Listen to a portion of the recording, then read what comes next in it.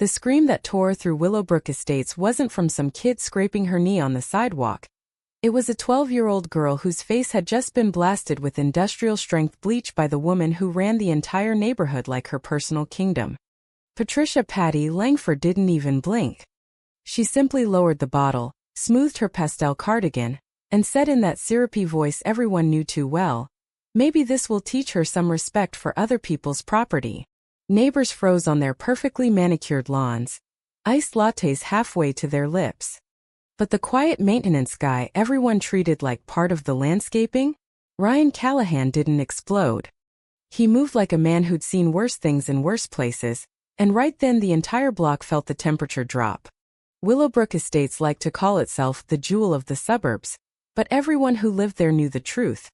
It was a velvet cage wrapped in HOA covenants thicker than the Homeowners Association bylaws binder Patty kept on her marble kitchen island. Grass could be no taller than 3 inches. Mailbox flags had to match the approved heritage red. Even the color of your holiday lights required board approval. And God help you if your curb appeal score dipped below 92 during the annual contest. Patty had won that trophy 7 years running, and she wore the crown like it was welded to her perfectly highlighted hair. Ryan had learned to keep his head down. He mowed, trimmed, patched, and smiled through the endless fines for visual inconsistencies on the community common areas he was paid to maintain. He did it all for Emma. After losing her mom 3 years earlier, the last thing he wanted was more upheaval. So he swallowed every ridiculous rule, every passive-aggressive email, every time Patty reminded him at board meetings that we all have to sacrifice for the greater aesthetic, dear. That sunny Saturday afternoon had started the way every weekend did in Willowbrook. Too perfect. Ryan pushed his maintenance cart along the curved sidewalks, checking sprinkler heads while the scent of fresh-cut grass hung in the air like expensive perfume. Emma sat cross-legged on the grass strip outside their modest townhome, sketchbook open, watercolor set balanced on her knee. She was painting the blooming azaleas along the white vinyl fences, soft pinks and creams that made the whole street look like a magazine spread. Her brush moved in careful, hopeful strokes. Art was the one place her hands didn't shake anymore.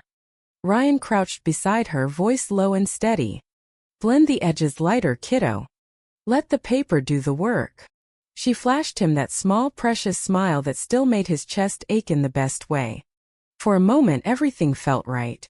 Then the click-clack of expensive heels shattered the peace. Patty Langford marched down the sidewalk like she owned the oxygen itself, clipboard in one hand, judging eyes scanning every blade of grass. She just finished her pre-contest inspection of her own yard, thousands spent on professional landscaping of course, and losing the blue ribbon this year was simply not an option. Emma didn't notice her at first. A breeze flipped the sketchbook page. Her brush jerked. A single tiny speck of magenta, smaller than a dime, flicked across the air and landed on Patty's gleaming white fence. It was barely visible. A dot. A nothing. Patty stopped dead. Her gasp could have powered a small wind turbine. "What in heaven's name have you done?" The words came out sweet as poison. Emma froze, brush hovering. I'm so sorry, Mrs. Langford. It was an accident." "The wind?" Patty leaned in, inspecting the microscopic smudge like it was a crime scene. "Do you have any idea what this week's curb appeal judging means to this community? Do you understand the standards we uphold here?" Ryan stepped between them, calm voice even. "It's watercolor.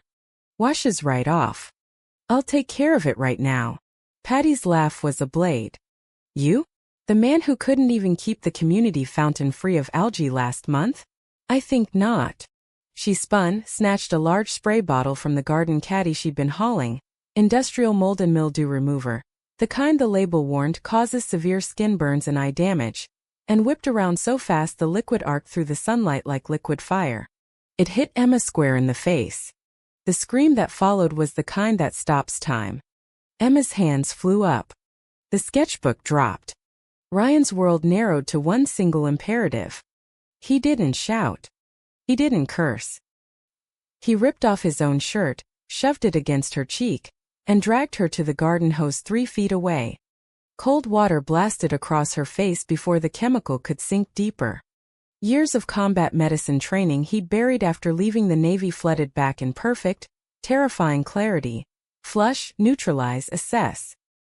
He tilted her head, kept the stream steady, talking low and steady the whole time. Breathe through your nose, Em. Stay with me. I've got you. Neighbors spilled out of their front doors now, mouths open. Phones half raised but nobody quite brave enough to hit record yet. Patty stumbled back a step, bottle still in hand, face arranged in perfect indignation. It was an accident. She vandalized my property first. Ryan didn't answer. He never wasted words on people who'd already decided their version of reality. He just kept flushing until Emma's sobs turned to shaky gasps and the red patches on her cheeks stopped spreading. Only then did he look up at the crowd. Call 911. Now. Old Mr. Hargrove across the street finally moved, phone already dialing. Sirens eventually wailed in the distance. Ryan held his daughter the entire time, shirt soaked, hands rock steady, while the woman who just attacked a child stood 10 feet away babbling about teaching moments and property rights. The ambulance took Emma. Ryan followed in his truck, leaving Patty standing alone on the sidewalk with her bottle and her perfect fence and the first cracks forming in her perfect kingdom. But she wasn't worried yet. Not really. After all, she was Patricia Langford, president of the Willowbrook HOA, and in this neighborhood, rules protected people like her. Or so she thought. By the time they reached Willowbrook General, Emma was stable but still trembling. The ER doctor took one look at Ryan's clinical description of the flush protocol and raised an eyebrow. You've done this before. Ryan just nodded once. Navy corpsman, 10 years. He didn't elaborate. He never did. The less people knew about the man behind the mower, the safer Emma stayed. While they waited for the full assessment, Ryan pulled out his phone and started the folder he already knew he would need. Incident Willowbrook, June 14th. First photo. The faint pink dot on Patty's fence, time-stamped. Second. The bleach bottle lying on the grass where she dropped it, label clearly visible. Sodium hypochlorite 12%, corrosive, not for skin contact. Third. Close-up of Emma's cheek the moment they arrived at the hospital, red, blistering in patches, but already better because he'd acted in seconds. He worked methodically the same way he used to triage under fire. Chain of custody. Timestamps. Medical notes he dictated into voice memos while the nurse cleaned and bandaged. He wasn't angry yet. Anger was noisy. Anger lost cases. Quiet precision won them. Back in Willowbrook, Patty was already rewriting history. The community group chat pinged nonstop. Unfortunate accident this afternoon. Child being careless with art supplies near my fence. Quick cleaning attempt led to minor splash. Everyone is fine, praise God. Red heart reactions flooded in. Heart emojis. Hope the little girl is okay. Kids these days, no respect for private property. A few cautious question marks. Nobody called it what it was. Not yet. Ryan saw the messages while sitting beside Emma's bed. He didn't reply. He simply screenshotted everything and added it to the folder. Emma squeezed his hand, voice small under the bandages. Dad, am I in trouble? She said I ruined her fence. Ryan leaned in, brushed a damp strand of hair from her forehead. You flicked a dot of paint. She threw chemicals at a child. There's a difference, kiddo. The doctor returned with good news. No deep tissue damage, thanks to the immediate irrigation. She'll have some redness for a week, maybe light scarring if we're unlucky, but you saved her from a lot worse. Ryan nodded once, the compliment sliding off him like water. He wasn't looking for praise. He was looking for accountability. That night, while Emma slept under hospital lights, Ryan sat in the hallway with his coffee and kept building. He drove back to Willowbrook just long enough to photograph the exact bottle brand from the maintenance shed, same concentration Patty had used. He called the retired firefighter 2 doors down, Mr. Hargrove, who'd caught the whole thing on his porch camera. Send me the file unedited. Hargrove didn't hesitate. Already did. And Ryan, I'm sorry we didn't step in faster. Ryan's reply was quiet. Most people don't. That's why I have to. By morning the group chat had turned uglier. Patty had posted a follow-up. Some residents seem to be spreading misinformation. Let's remember we have rules against slander. The board will handle any discipline. Ryan read it while eating vending machine breakfast. A small cold smile touched his mouth, the first one since the scream. She was already scared. Good. Fear made people sloppy. And sloppy left evidence. He returned to the hospital, kissed Emma's forehead, and told her he had one stop before the emergency HOA meeting that afternoon. She looked up at him, eyes still puffy. You're not going to yell at her, right? No, he said. Yelling is for people who don't have proof. Then he drove to the independent lab the hospital used, dropped off the residue sample from Emma's shirt they'd saved, and paid the rush fee out of his own pocket. The technician raised an eyebrow at the request. Assault documentation? Ryan just nodded. For the record. When he walked back into the clubhouse for the emergency session 2 hours later, the air already tasted different. Patty stood at the front in a cream linen suit, pearls gleaming, smile glued on. She was mid-speech when he entered. And while we all feel for the child, we must remember that actions have consequences. Vandalism is vandalism, even if it's small. A few board members nodded on autopilot. Ryan took a seat in the back row, folder on his lap, face unreadable. Patty's eyes flicked to him in a way. She thought she still controlled the room. She had no idea the room was about to flip. The meeting dragged exactly the way Patty wanted, long enough for her to remind everyone how many years she'd sacrificed for the community, how many fundraisers she'd chaired, how many unsightly basketball hoops she'd personally had removed. Every few minutes she glanced at Ryan like he was a stain on her carpet. Mr. Callahan, I understand you're upset, but we can't have residents taking the law into their own hands. Perhaps a written apology from your daughter would be appropriate. Whispers rippled. Someone actually murmured agreement. Ryan let the silence stretch until it hurt. Then he stood, slow and deliberate, the same way he used to stand before briefing generals. Before we talk apologies, he said, voice low but carrying, let's talk facts. He connected his phone to the projector. The first image filled the screen. The Bleach bottle label, giant and unmistakable. Gasps. Patty's smile twitched. That's not. It is, Ryan cut in softly. Same bottle you keep in your garden caddy. Same concentration the lab just confirmed burned my daughter's face. He clicked again. Hospital photos. Time-stamped. Medical report projected in crisp black and white. Second-degree chemical burns on a minor. Prevented from becoming third-degree only because I flushed it in under 30 seconds. Training I haven't used since I left the Navy. The room went graveyard quiet. Patty's hands gripped the podium. This is being blown out of proportion. It was a cleaning accident. Ryan's next click was the porch video. Crystal clear.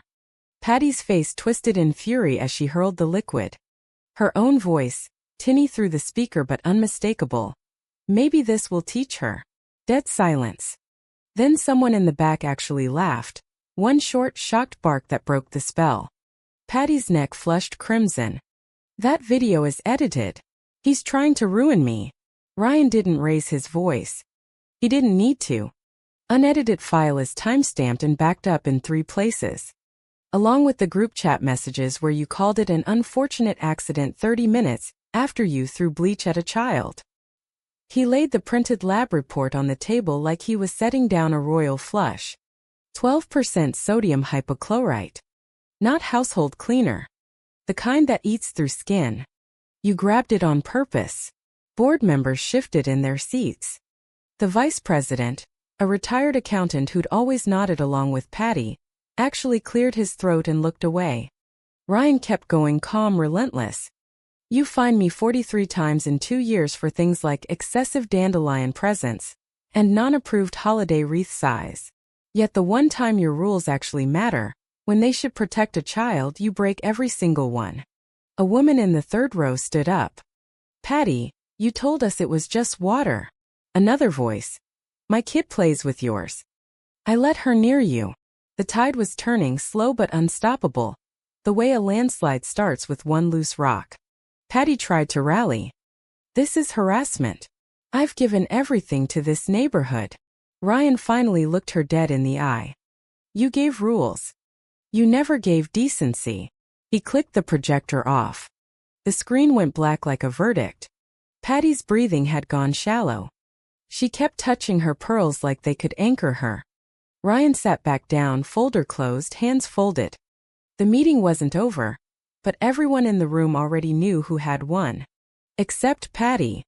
She still thought she could spin. The emergency vote was called 20 minutes later. Ballots passed hand to hand like they were contagious. Patty watched, lips pressed so tight they disappeared. When the HOA president read the results, suspended pending investigation, recommendation for criminal charges, her knees actually buckled. She caught herself on the podium, then did the one thing Ryan had never expected. She walked straight toward him, eyes wild, and dropped. Right there in front of 30 residents, the woman who once threatened to fine a veteran for flying a slightly faded American flag fell to her knees at the feet of the maintenance guy. Pearls clicked against the industrial carpet. Mascara ran in perfect black rivers. Please, she whispered, voice cracking like cheap china. Ryan, please. I'll lose everything. My house, my position, my reputation. My husband's already packing a bag. Just tell them it was an accident. I'll pay for everything. I'll resign quietly. Just don't let them arrest me in front of my neighbors. The room was so quiet you could hear the air conditioning hum. Ryan looked down at her. Not triumphant. Not cruel. Just tired. You didn't throw bleach at a rule, Patty.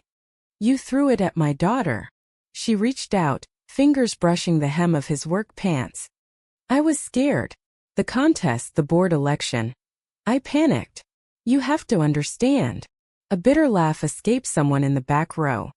She's still negotiating. Ryan stepped back once, gentle but final. The only thing I understand is that you thought your title made you untouchable. It didn't. 2 police officers who'd been waiting outside stepped in at that exact moment. Handcuffs clicked. Patty's sobs turned into ugly, heaving gasps as they helped her up, not roughly, but without any of the deference she'd demanded for years. The board president approached Ryan afterward, hat literally in hand. We had no idea. If there's anything the association can do, Ryan shook his head. Fix the rules so no one else gets hurt. That's enough. Outside, the afternoon sun still shone like nothing had happened. Perfect lawns. Perfect fences. But something in Willowbrook Estates had cracked wide open, and everyone could feel the breeze coming through. Emma was waiting on the porch when he got home, bandage fresh, sketchbook in her lap again. She looked up, eyes bright despite everything. Did she cry?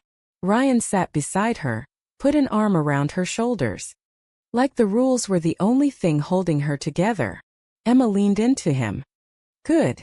They sat in silence as the neighborhood slowly returned to its usual quiet, but this time the quiet felt different. Safer. Honest. Later that night, Ryan stood at the window watching patrol cars leave the Langford house. He thought about every ridiculous fine he'd paid, every time he'd bitten his tongue, every neighbor who'd looked away. Then he looked at Emma, already half asleep on the couch with her sketchbook open to a new drawing. Azaleas, bright and unbroken. A small, real smile finally broke through. Sometimes the quietest man in the neighborhood is the one who ends up loudest when it matters. So tell me in the comments, was Patty Langford just enforcing the rules the way she always claimed? Or was she exactly the kind of monster the HOA system protects until someone finally pushes back? Who was truly in the wrong here? The woman who threw bleach at a child, or the dad who made sure the world saw it? Drop your verdict. I read every single one.